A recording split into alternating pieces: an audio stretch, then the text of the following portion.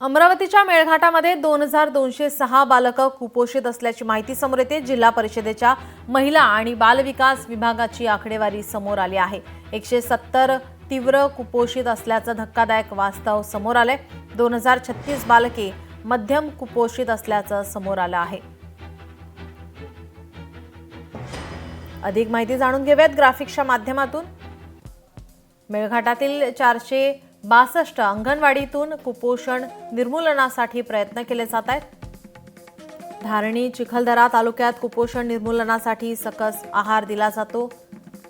अंगणवाडीच्या माध्यमातून 0 ते 6 वर्ष 38,319 बालकांची नोंद।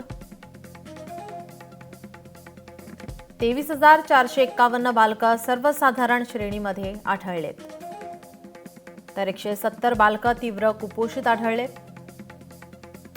2036 बालके मध्यम कुपोषित आढळले।